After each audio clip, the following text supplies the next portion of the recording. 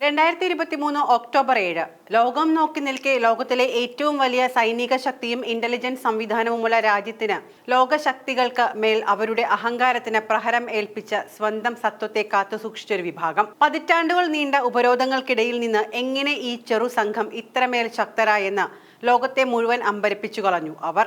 ഇന്നും 1.5 വർഷത്തോളം ഇസ്രായേൽ എന്ന അതിശക്ത രാജ്യവും അവരുടെ സൈന്യവും കിണഞ്ഞു ശ്രമിച്ചിട്ടും സാധാരണക്കാരായ 1,00,000-ലേറെ മനുഷ്യരെ കൊന്നൊടുക്കിയിട്ടും പിന്തിരിഞ്ഞൊരു നടത്തം സ്വപ്നത്തിൽ പോലും ഇസ്രായേലിന് കാണാൻ കഴിയാതെ അവരങ്ങനെ കാവലാളാവുകയാണ്. ഇപ്പോഴിതാ സൈന്യത്തിന്റെയും ഇന്റലിജൻസ് വിഭാഗത്തിന്റെയും പൂർണ്ണ പരാജയമായിരുന്നു ഒക്ടോബർ 7-ലെ ഹമാസിന്റെ മിന്നൽ ആക്രമണമെന്ന് തുറന്നടിക്കുന്ന ഇസ്രായേൽ റിപ്പോർട്ട് തന്നെ പുറത്തു വന്നിരിക്കുകയാണ്.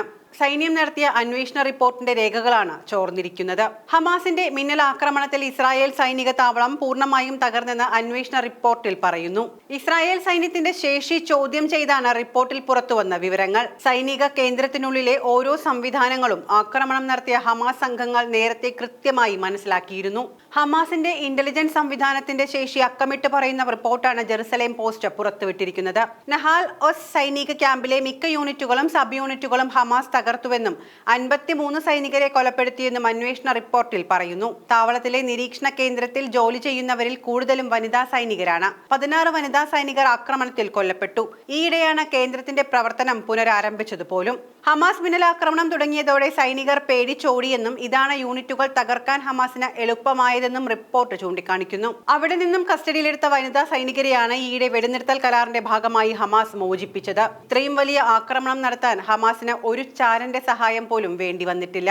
ആക്രമണത്തിന് സൈന്യത്തിൽ നിന്ന് സഹായം ലഭിച്ചോ എന്നും അന്വേഷണത്തിന്റെ ഭാഗമായിരുന്നു. സൈനിക താവളത്തിന്റെ മാതൃക സൃഷ്ടിച്ചാണ് ആക്രമണം ഹമാസ് പദ്ധതിയിട്ടതെന്നാണ് റിപ്പോർട്ടിൽ പറയുന്നത്.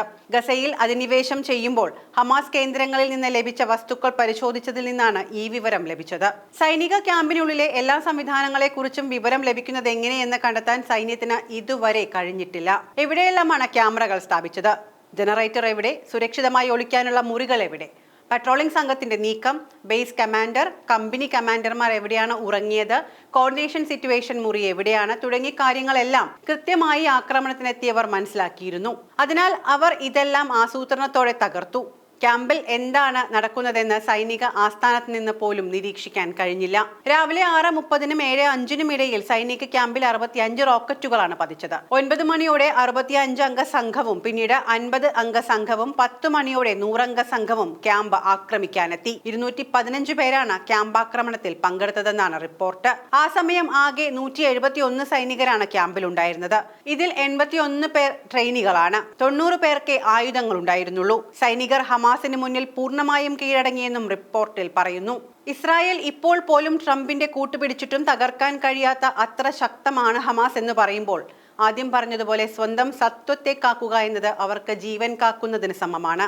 സ്വയരക്ഷയ്ക്കായി ഒരുവൻ എന്തെല്ലാം ചെയ്യുമോ അത്രയും ഈ ചെറു വിഭാഗവും ചെയ്യും. ഒരുപക്ഷേ ലോകശക്തികൾക്ക് ചിന്തിക്കാൻ കഴിയുന്നതിലുമേറെ.